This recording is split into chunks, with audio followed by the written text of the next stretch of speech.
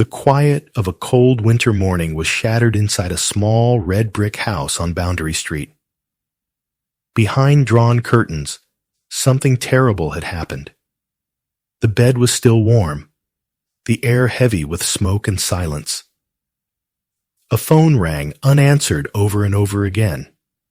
Neighbors would later say they sensed something wasn't right, that the house felt too still, too quiet. But no one could have imagined what lay behind that door, or the horror that would soon unfold. When police finally stepped inside, they uncovered a scene that would haunt an entire nation and expose a system that had failed one woman again and again. This is the story of Clare Wood, and how love, fear, and silence led to tragedy. Clare Wood was a 36-year-old woman from Salford, a city in Greater Manchester, England. Her mother, Sheila, and her stepfather, Michael, raised Clare and her younger brother, Adam, in a warm home filled with laughter. Although Michael wasn't their biological father, he adopted both children when he married Sheila and treated them as his own. By all accounts, Clare was a joyful and spirited girl, always smiling, always chatting, and eager to take on the world. As she grew older, that sociable charm evolved into a fierce determination. She was ambitious, independent, and had a stubborn streak that made her stand out. After finishing school at 16, she started working in a clothing factory, eager to make her own way. When she turned 18, she began going out to pubs and clubs around Manchester, embracing life and freedom. It was during one of these nights out that she met the man who would later become her husband. Clare's first serious relationship brought happiness and stability. She and her partner married in 1999, and not long after, they welcomed a baby girl named Maddie. Being a mother brought Clare immense joy. Her home in Manchester was full of warmth, music, and creativity. But after about 8 years of marriage, things began to change. Clare and her husband decided to separate. The decision was painful. Clare's family had liked her husband and even described him as the ideal son-in-law. After the separation, Maddie lived primarily with her father, spending weekends with Clare. Despite the change, Clare remained deeply devoted to her daughter. Their weekends were full of laughter, creativity, and affection, even as Clare struggled to adjust to her new reality. Living alone in a small flat in Salford marked a major shift for her. The silence of the apartment was a stark contrast to the busy family home she once knew. Loneliness began to creep in, and it took a toll on her mental health. Eventually, Clare was diagnosed with both depression and bipolar disorder. She sought help, visiting doctors and attending therapy, determined to manage her condition and rebuild her life. To fill the emotional void, Clare turned to social media. She wanted connection, someone to talk to, perhaps even to love again. In 2007, she joined online dating sites where she met different people, hoping to find someone kind and stable. That April, she began speaking with a man named George Appleton, a 40-year-old who lived nearby in Manchester.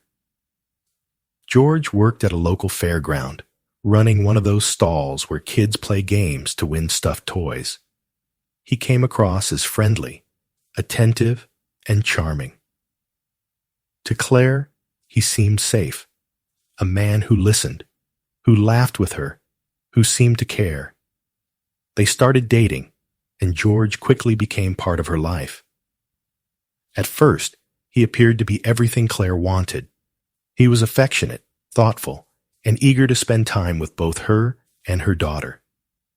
To outsiders, he looked like the perfect boyfriend. Clare fell deeply in love. She told friends and family that she could see a future with him, that she was certain she would marry this man one day. Full of excitement, she introduced George to her family. But her father and brother were not convinced. From the very first meeting, something about George unsettled them. Adam noticed that he had driven Claire and young Maddie in a car that looked unsafe, so run down that Adam later described it as a death trap. Then, during a casual conversation, George boasted that he had hacked into his ex-girlfriend's email account. The remark alarmed Adam. It wasn't just strange, it revealed something darker. Why would someone proudly admit to violating another person's privacy? Michael, Claire's father, felt a deep unease as well. When Claire later mentioned that George had spent time in prison for motoring offenses, Michael's suspicion grew stronger. As a prison officer with years of experience, he knew that people were rarely jailed for traffic-related crimes unless something serious was involved. He quietly suspected that George was lying about his past, and he was right. George Appleton had an extensive history of violence, particularly against women. His criminal record included stalking, harassment, sexual assault, and even kidnapping. In one incident, he held a knife to a woman's throat. He had spent time behind bars for these crimes, but Claire didn't know any of it. The man she believed was her second chance at love was, in truth, a dangerous predator with a pattern of abuse. As their relationship continued, the warning signs began to emerge. But by then, Claire was already emotionally invested, caught between love, fear, and hope. She couldn't have known that the man who once promised to protect her would soon become the source of her greatest danger. George became jealous and suspicious. He constantly checked Claire's phone, her messages, her Facebook activity, anything that could feed his obsession with control. If she wanted to go out without him, even for innocent things like seeing friends or running errands, he would get angry. Soon, he started dictating who she could see and where she could go. Claire's daughter, Maddie, who was about 9 years old at the time, later remembered that the relationship changed almost overnight. One moment, her mother and George were happy. The next, they were arguing constantly. The shouting, the tension, the fear. It became part of their daily life. George also began isolating Claire from the people who cared about her most. He wanted her completely dependent on him, cutting her off from friends and family. It worked. Claire started to drift away from her loved ones. Most of her family still lived in Yorkshire while she was in Salford, and their contact became limited to phone calls. They had no idea what she was enduring. For Claire, the silence was partly fear and partly shame. She didn't want to worry anyone, and she likely felt trapped. George knew she was vulnerable. She struggled with her mental health and loneliness, and he used that to tighten his grip. By the time she realized how dangerous he was, she was already caught in a cycle of abuse and control. But after about 6 months together, Claire discovered that George had been cheating on her with not just one woman, but 4. It was the final blow. She was done. She decided to end the relationship. In her notebook, she wrote a letter to him. Though it was never sent, the words spoke volumes about her fear and exhaustion. She wrote that she could no longer trust him, that he scared her, and that she needed to protect her daughter. She asked him not to contact her, saying she had to move on with her life. The tone was clear and final. She was trying to take back her freedom, but George couldn't stand rejection. He began harassing Claire relentlessly. The calls, the texts, the sudden appearances outside her home at all hours. It didn't stop. When she refused to let him in, he shouted through the door, kicked the walls, and even smashed her window. He threatened to hurt her, threatened to set her house on fire with her inside. Desperate and terrified, Clare finally went to the police. On October 7th, 2008, she reported him for harassment and criminal damage. Officers took her statement, and when George showed up again the very next day, banging on her door and trying to force his way in, he was arrested. For a brief moment, Clare must have felt a flicker of relief, but it didn't last. He was quickly released on bail, with strict conditions not to contact or approach her. On paper, that should have protected her. In reality, it didn't mean much at all. George had never respected boundaries before. He ignored every restriction, continuing to stalk Clare as if nothing had changed. He lingered outside her home, peering over the garden fence, watching her every move. It wasn't just obsession, it was intimidation. He wanted her to know he was still there, always nearby, always watching. For months, Clare lived under constant pressure, her sense of safety completely eroded. The once outgoing, vibrant woman her friends knew began to fade. Her father, Michael, would later recall how she seemed like a completely different person, quieter, more withdrawn, and visibly frightened. The sparkle she had always carried, that natural joy and warmth, seemed to dim. Still, Clare tried to regain some normalcy in her life. She reached out for help, contacting an independent domestic abuse charity in Salford. They took her fears seriously and began helping her secure her home. They changed her locks, reinforced her windows, and installed smoke alarms after George had threatened to burn the house down. They even sealed her letterbox so that nothing could be pushed through it. No notes, no threats, no dangerous materials. A panic alarm was also installed, giving her at least some reassurance that help could arrive quickly if she needed it. Over time, these safety measures began to help Clare feel a little more at ease.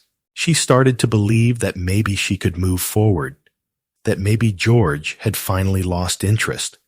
And in November 2008, just a month after she had gone to the police, she wrote to the officer handling her case and asked for the charges against George to be dropped. It was a heartbreaking but common choice among victims of domestic abuse.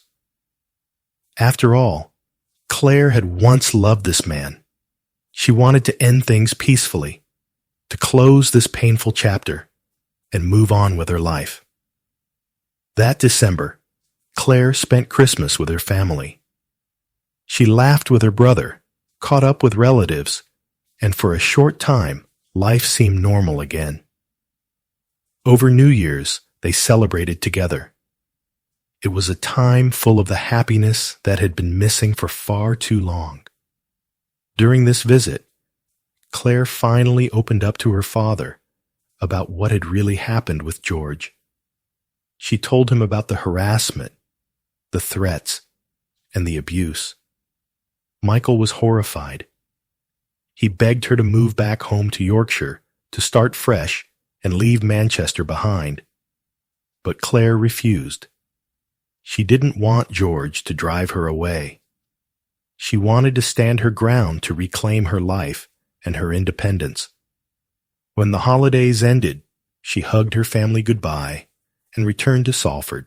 Michael could never have known that it would be the last time he would see his daughter alive. As it turned out, George's sudden disappearance from her life hadn't been a change of heart. It was strategy. He had backed off just long enough to make Clare feel safe. Just long enough for her to withdraw the charges, and as soon as she did, the stalking resumed. By January 2009, The harassment was escalating again. On January 18th, Clare contacted the police once more, reporting that George had confronted her at her home and sexually assaulted her. He was arrested on suspicion of sexual assault and attempted rape, but just as before, he was released on bail. The police claimed there wasn't enough evidence to press formal charges. The same restrictions were put in place. No contact, no visits, no communication. But Appleton ignored them all. He began sending Clare messages again, constantly creating new social media accounts every time she blocked him. The harassment was relentless. He was furious that she had dared to report him again. In his twisted mind, he believed he still controlled her, and by calling the police, she had betrayed him. The rage that followed would prove deadly. By early February 2009, Clare's family began to worry. It had been several days since anyone had heard from her. On February 5th, her father, Michael, tried to call, but there was no answer. He contacted her ex-husband, asking him to check on her and to remind her to call home. The next day, February 6th, Clare's ex-husband went to her house. He let himself in, likely using a key from when he used to drop off their daughter, Maddie. The house was quiet. He called out her name as he moved through the rooms, but there was no response. Then, when he reached the bedroom, he stopped. There on the bed lay Clare Wood. She was motionless. She had been strangled to death. The horror didn't end there. Evidence showed that she had been sexually assaulted, and afterward, an attempt had been made to set fire to her body and the bed. Investigators later found an ashtray placed near her, as if to stage the scene to make it look like she had fallen asleep smoking and caused the fire herself. But detectives quickly saw through it. Clare had been murdered days earlier, likely on February 2nd, 2009. When her ex-husband discovered her body, he immediately called the police. A murder investigation began, and detectives didn't need long to identify the prime suspect. It was obvious who had done this. The same man Clare had reported to the police 4 times in the months before her death, George Appleton. But when officers went looking for him, he was nowhere to be found. He had vanished. Detectives knew he was dangerous, violent, unpredictable, and capable of killing again. He could have fled Manchester or even left the country. Greater Manchester Police launched an urgent public appeal. They released CCTV footage showing Appleton using a cash machine on February 5th, just days after Clare's murder. His face was now plastered across television screens and newspapers nationwide. Police urged the public to come forward with any information, and they even made a direct appeal to Appleton himself, pleading with him to surrender. On February 10th, 2009, 4 days after Clare's body was found, officers addressed him live on air, hoping he'd turn himself in. But what came next was both shocking and strangely anticlimactic. On February 12th, 2009, 10 days after Clare's murder and 6 days after her body was discovered, police announced that they had found George Appleton, but he too was dead. His body was discovered in an abandoned pub in Salford, less than half a mile from Clare's home. After a nationwide manhunt, the man everyone had been searching for had never actually gone far at all. Investigators determined that he had taken his own life. Faced with the reality of his crimes and the attention his actions had drawn, Appleton had chosen suicide over accountability. He would never stand trial. He would never answer for what he'd done. Police confirmed that had he been found alive, Appleton would have been charged with Clare's rape and murder. His DNA was found on a cigarette butt inside her home, conclusively linking him to the scene.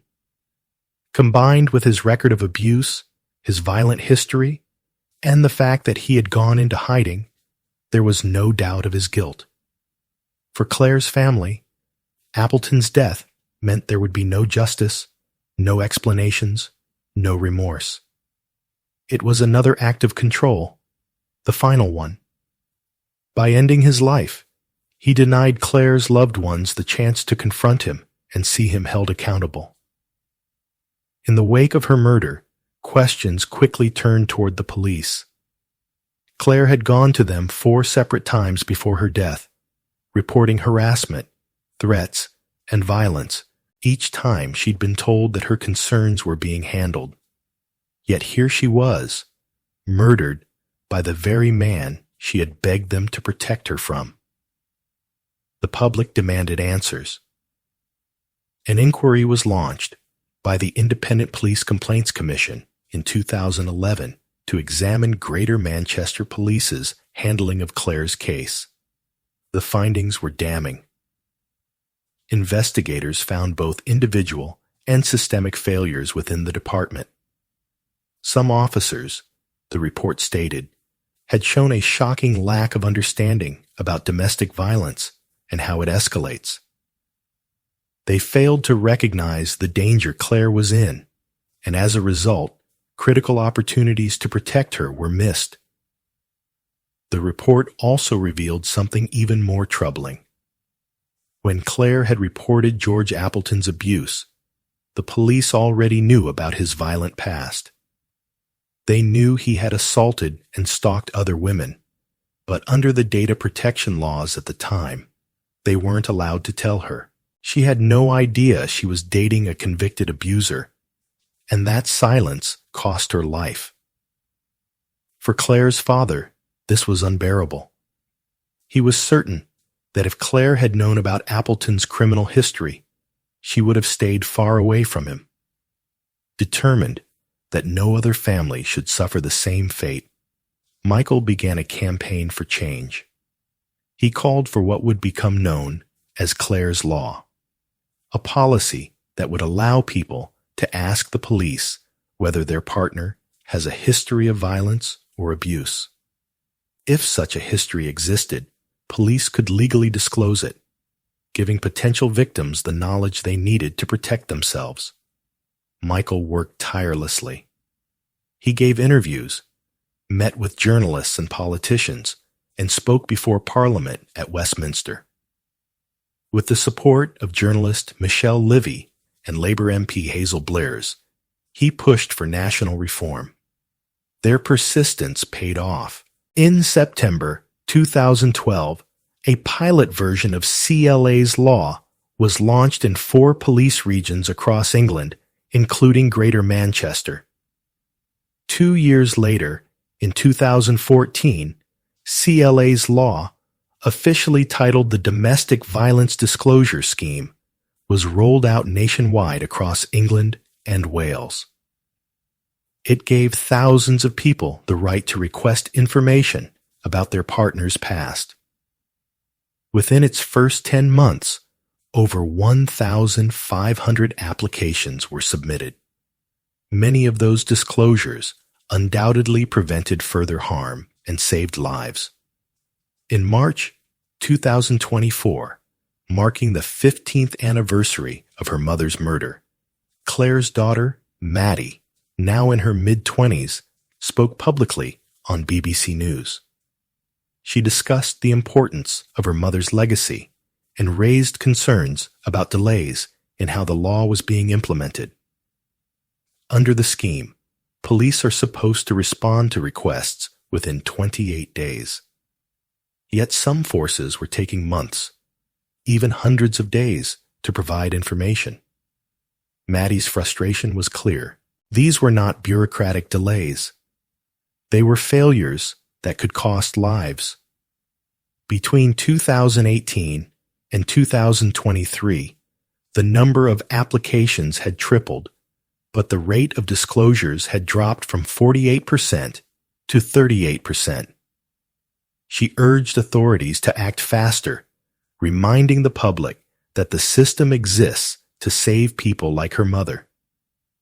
Despite these challenges, Clare's law continues to stand as a monument to change, a reminder of how one life and one father's determination reshaped a nation's approach to domestic abuse. Clare Wood's story remains one of heartbreak and hope. The horror she endured exposed the cracks in the system, but her name now symbolizes awareness, protection, and strength. Through the law that bears her name, countless others have been spared from walking the same path she did. Clare's life ended in tragedy, but her legacy lives on in every person who has been warned, every relationship that has been reconsidered, and every life that has been quietly saved because of what her father fought for. Thanks for watching, guys. If you enjoyed this video, please like and share it. Don't forget to subscribe to the channel and press the bell icon so you can be the first to hear about such real-life stories.